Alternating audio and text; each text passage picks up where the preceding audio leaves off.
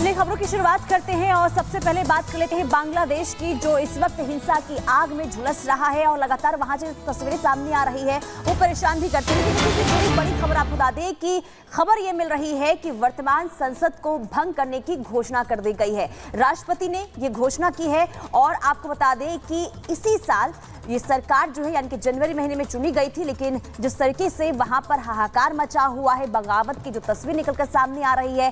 कल आपको बता दें कि प्रधानमंत्री शेख हसीना ने इस्तीफा दिया था और अब वो भारत में मौजूद हैं, लेकिन इस बीच आपको बता दें कि राष्ट्रपति की तरफ से घोषणा की गई है कि संसद को भंग किया जाए, यानी कि नई सिरे से सरकार चुनी जाएगी। लेकिन इस वक्त आपको बता दें कि सेना के हाथ में जो है बांग्लादेश की कमान रहने वाली है। वर्तमान संसद भंग करने की घोषणा राष्ट्रपति ने कर दी है। तो ये बड़ी खबर सामने आ रही थी, लगातार वहां से जो तस्वीरें सामने आ रही है, इसके बाद टेंशन देखिए कहीं ना कहीं भारत में भी, इसलिए क्योंकि भारी तादाद में जो भारतीय हैं बांग्लादेश में।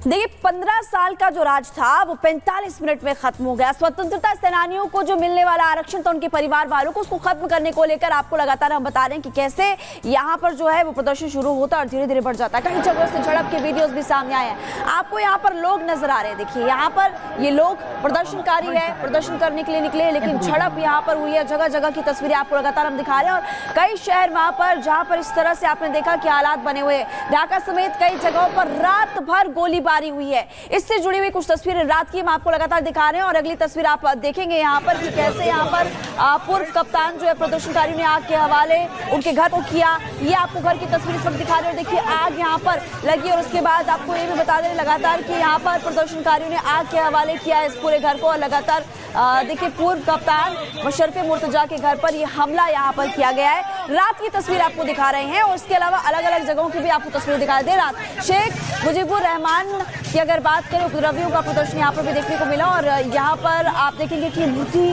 को किस तरह से ढहा दिया गया। देर रात शेख मुजीबुर रहमान की मूर्ति को ढहाया गया। ये ढाका से तस्वीरें आपको दिखा रहे हैं और इस तरह से आप देख सकते हैं कि शेख हसीना भले देश छोड़ चुके हैं, इस्तीफा दे चुके हैं, लेकिन उसके बाद भी इस मुल्क में अमन चैन की तस्वीरें सामने नहीं आ रही। और देखिए दंगाइयों द्वारा लूटी गई है नकदी जो वो भी बरामद की गई। देखिए आपको यहाँ पर नजर आएगा इन तस्वीरों में।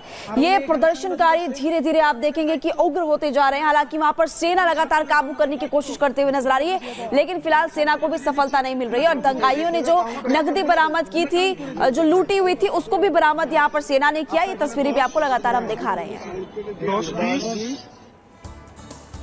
तो 2 महीने पहले आरक्षण के खिलाफ जो आंदोलन शुरू हुआ था, किसी को ये समझ भी नहीं हुआ होगा कि इतने दिनों के बाद भी जो ये आंदोलन है ये इतना उग्र हो सकता है कि तख्ता पलट भी बांग्लादेश में हो जाएगा। आपको बता दें कि शेख हसीना ने प्रधानमंत्री के पद से इस्तीफा तो दे दिया है, लेकिन इसके बावजूद भी वहां पर जो हिंसा है वो कम होने का नाम नहीं ले रहा है। देर रात तक जो प्रदर्शनकारी है वहां पर हंगामा करते रहे, विरोध जताते रहे और इस हंगामे के दौरान जो है करोड़ों का नुकसान वहां पर हुआ है। बांग्लादेश में इस वक्त क्या हालात बने हुए हैं, रिपोर्ट के जरिए आपको दिखाते हैं।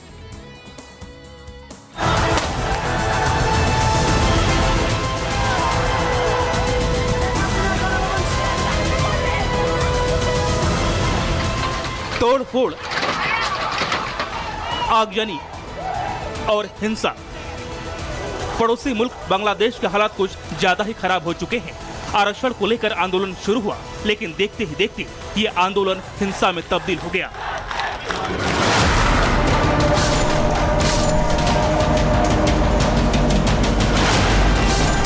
छात्रों के मुद्दे से शुरू हुआ ये आंदोलन राजनीतिक रंग लेने लगा तो पीएम शेख हसीना ने ढाका में कर्फ्यू लगा दिया।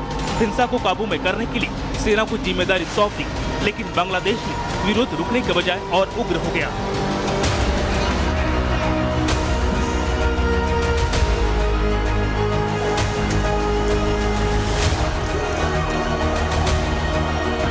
हिंसा की इस आग में करीब 300 लोगों की मौत हो गई। वहीं सोमवार को एक ही दिन में 100 से ज्यादा लोगों की जान चली गई। भीड़ ने एक थाने को आग के हवाले कर दिया। करीब 17 पुलिस वालों की हत्या कर दी गई। पिछले 2 सप्ताह में सुरक्षा बलों की बड़ी कार्रवाई में कथित तौर पर लगभग 10,000 लोगों को हिरासत में लिया गया, जिनमें विपक्षी समर्थक और छात्र प्रदर्शनकारी शामिल थे। हालात बेकाबू होते देख बांग्लादेश के सेना प्रमुख ने पीएम शेख हसीना से इस्तीफा मांग लिया। सोमवार दोपहर शेख हसीना ने प्रधानमंत्री पद से इस्तीफा भी दे दिया और तख्तापलट होते ही शेख हसीना ने देश छोड़ दिया। शेख हसीना ढाका से भारत आ गई। शेख हसीना का प्लेन हिंडन एयरबेस पर पहुंचा, जहां सैन्य अधिकारियों ने उन्हें रिसीव किया।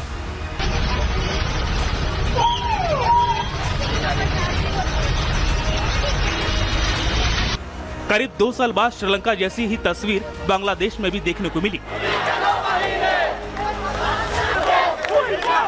शेख हसीना के देश छोड़ते ही भीड़ ने प्रधानमंत्री आवास पर धावा बोल दिया। उपद्रवी पीएम आवास के बिस्तर पर लेट गए, किचन में घुसकर खाना खाकर जश्न मनाने लगे।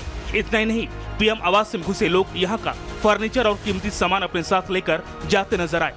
अब बांग्लादेश की कमान सेना प्रमुख जनरल वकारुज जमान के हाथ में है।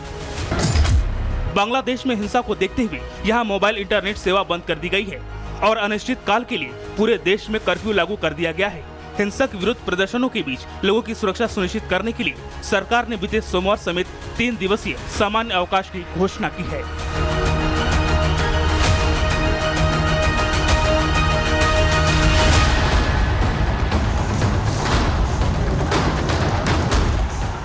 उपद्रवियों के सिर पर जुनून सवार है। ये भीड़ शेख हसीना की हर निशानी को मिटाने पर आमादा है। भीड़ ने शेख हसीना के पार्टी ऑफिस को आग के हवाले कर दिया।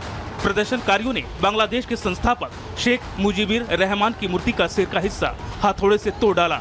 लेकिन ये सब क्यों? आरक्षण के खिलाफ हिंसा आंदोलन शुरू हुआ। 2 महीने से प्रदर्शनकारी बवाल कर रहे हैं। स्वतंत्रता सेनानी परिवार को कोटा मिला। कुल 56% आरक्षण का लोगों ने विरोध किया। हसीना सरकार ने कोटा कम कर दिया था। बांग्लादेश के सुप्रीम कोर्ट ने फिर कोटा देने को कहा। कोर्ट के इसी फैसले के विरोध में हंगामा हुआ। आरक्षण विरोधी प्रदर्शनकारी सड़कों पर आ गए, जिसके बाद की हालात न सिर्फ दुनिया के सामने है, बल्कि दुनिया की निगाहें बांग्लादेश के तख्ता पलट पर आकर टिक गई है।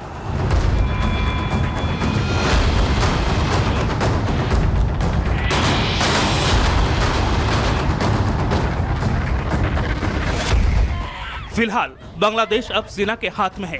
अब देखना होगा कि क्या ये हिंसा अपने आप थम जाती है या बांग्लादेश में देखने को मिलेगा military action. Bureau report, Republic Bharat. तो बांग्लादेश में हालात बिल्कुल भी ठीक नहीं है और इसलिए सवाल खड़े होते हैं कि क्या बांग्लादेश का हाल अब बिल्कुल वैसा ही होगा जैसा कि श्रीलंका में हुआ था, या इससे पहले आपने अफगानिस्तान की तस्वीरें देखी थी, वहां पर भी किस तरह से अब अल्पसंख्यकों को परेशान किया जा रहा है, जो कम आबादी में लोग हैं उनको परेशान किया जा रहा है। देखना महत्वपूर्ण होगा क्योंकि अब लगातार वहां पर देखिए कि हिंसक प्रदर्शन काफी ज्यादा अब लोगों को परेशान कर रहा है। लेकिन हिंसा के वो 45 मिनट हम आपको बताएंगे जब सेना की तरफ से अल्टीमेटम दिया गया था शेख हसीना को। हिंसक प्रदर्शनकारियों ने प्रधानमंत्री आवास को घेरा था। आपको वो तस्वीरें भी हम इसके बाद जरूर दिखाएंगे। आप देखेंगे कि कैसे यहाँ पर हिंसक प्रदर्शन और ज्यादा उग्र हुआ। पीएम आवास को जब घेरा गया, प्रदर्शनकारियों ने पूरी तरह से पीएम आवास को घेरा और अंदर उनके जाने की तस्वीरें आपने देखी, उनकी रसोई में खाना बनाने की भी तस्वीरें देखी।